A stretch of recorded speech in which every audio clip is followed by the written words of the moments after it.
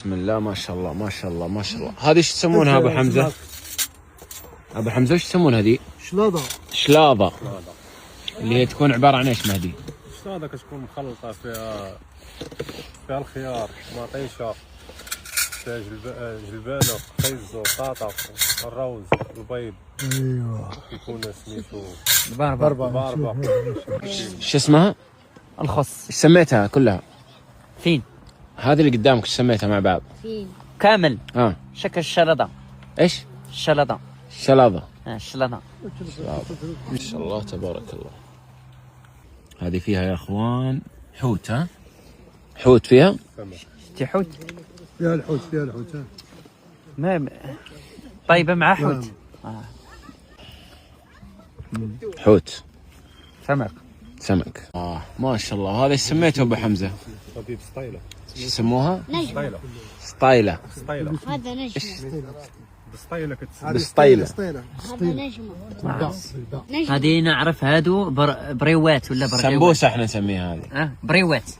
الدجاج بلدي، اللوز، كاو. بسطيله. ما شاء الله. حلويناتها كنشريو هذه ورقه كنشريوها من الحانوت. حلو. هذه ورقه من الحانوت. حلو. وكنديروا فيها دجاج بلدي اللي درنا فيها. كنديروا كاو والمقادير الاخرى والله ما نكذب عليك. البيض والبيض. المهم بزاف ديال الحوايج. المهم الاغلبيه دجاج وكاو مطحون. حلو. والورقه واللوزه. المهم كاع. وهذا سكر الابيض.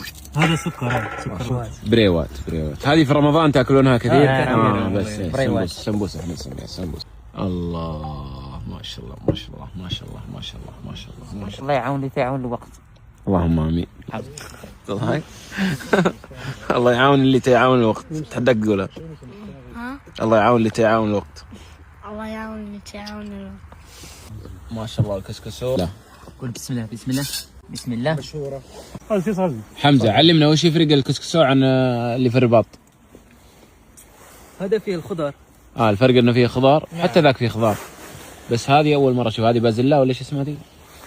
فيها القرعه، قرعه، اللفت، خيزو، الفول اول مره اشوف الفول في والشيفرون. ما شاء الله. صحه وعافيه. هذا وصل البرتقال. هذا ايش؟ برتقال. خلاص غيرنا الحين الليمون الى برتقال. يسمونه ورقه. ها؟ نعم ورقه يسمونه. زنبوع وبرتقال وليمون كله. في المغرب يقول اي شيء يعطيك ذا.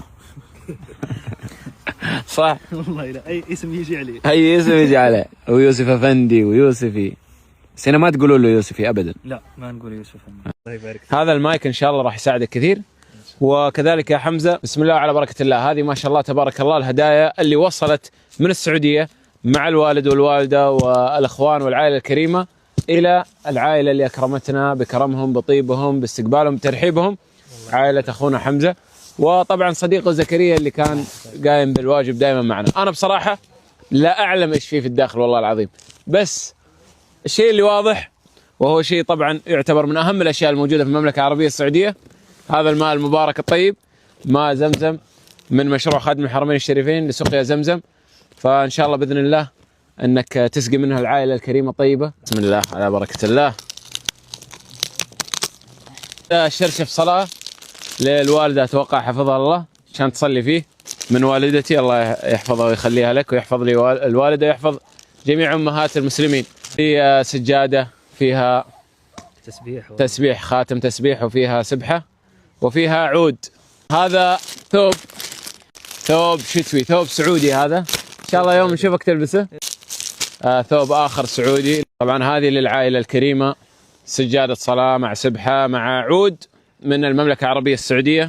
هذا شماغ وعقال لسعد. خلاص القصيم.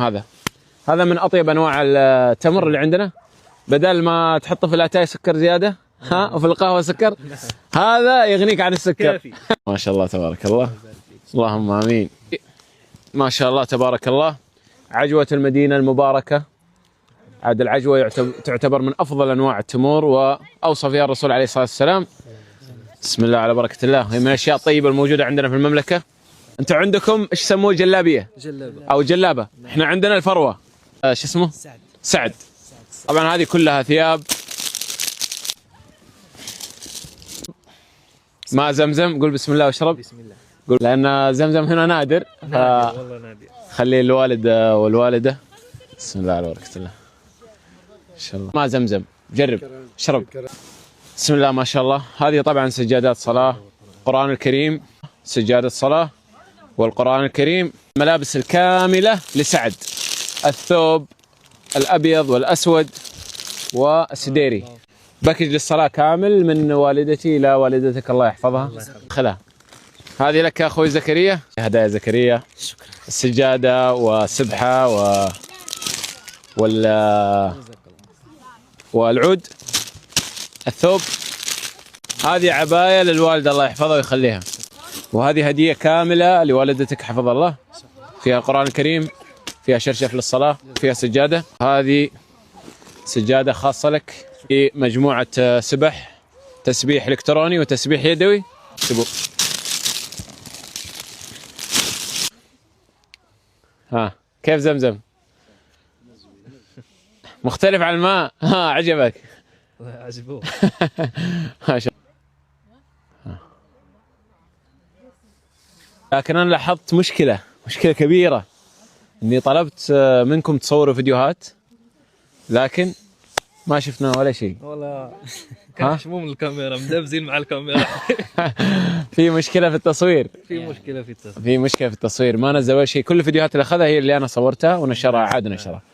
قررت صراحة أجيب لك أول شيء هذا المايك، وهو أفضل نوع أنا استخدمه صراحة، DJI مايك.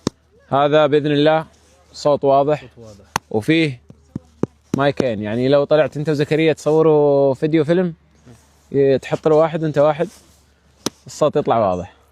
هذا الجوال بإذن الله هدية بسيطة من أخ لأخوه، إن شاء الله إنه يساعدك في صناعة المحتوى. إن شاء الله. وزكريا إن شاء الله يكون معك برضه، وإن شاء الله تصنعوا لنا محتوى مميز، لأن أنا لاحظت عندكم مشكلة في التصوير. الله لا يبارك. فإن شاء الله تكون هذه هذا حل يعني، وبداية انطلاقة بداية انطلاقة إن شاء في صناعة محتوى قيم، يعني يثري الناس. عندكم معلومات مهمة صراحة نقولوها للناس، يكون معلومات، يكون أي شيء ينظرون إلى الطبيعة، المهم نشارك معهم الحياة اليومية. الله هذا اللي نبغاه. والله. وكذلك أنت حمستني لما قلت، شوقتني لما قلت إحنا نعيش هنا، كل فصل شكل مختلف للمكان. نعم كل فصل شكل مختلف. يعني اليوم إحنا نشوف بعض الأشجار بدون ثمار بدون شيء. نعم. وغدا تجي وتلقى الورود في ينبت سميتو تنبت الثمار. تنبت الثمار، وعاوتاني الفصل الاخر تلقى كل شيء خضار، وعاوتاني الصيف كل فصل.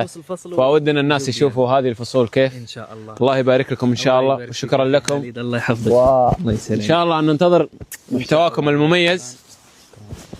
ان شاء الله تصوروا لنا محتوى ان شاء الله يفيد الناس، يفيد المتابعين، لانكم ما شاء الله تبارك الله يعني انت 20 سنه، 17 ولا 18 سنه عمر، عندكم معلومات قيمه كثيره، خاصه في مجال الفلاحه والزراعه.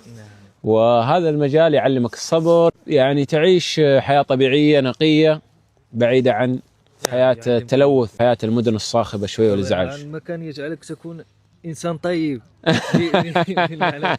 وهذا الشيء اللي انا شفته صراحه. هذا المكان فعلا يخليك تكون هادئ، تكون دائما حكيم، صبور، التواضع وكل شيء. تعلمك التواضع، لانك انت تدخل الى تنظف، الله يعزكم، الابقار والمواشي والدجاج، تنظف كل شيء. يعني ما من نبي الا ورع الغنم. فاليوم هذه المهنه اللي انتم مع الاغنام ومع مهنه شريفه، ومع الانعام، وهذه مهنه الانبياء، مهنه شريفه. نسال الله ان يبارك لكم ويقويكم ان شاء الله. الله يحفظك. عاد ننتظر المحتوى والديوتو الجميل ان شاء الله، والفيديوهات الحلوه زي ما صورت انا معاكم. ابغاكم تصوروا الحياه الطبيعيه بدون تكلف يعني. نعم.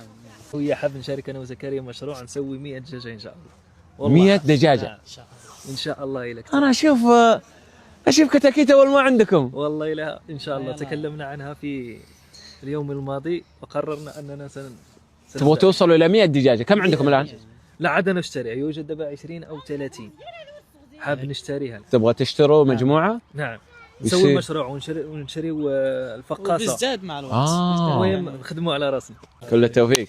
الله يبارك لكم، موفقين ان شاء الله، موفقين. الله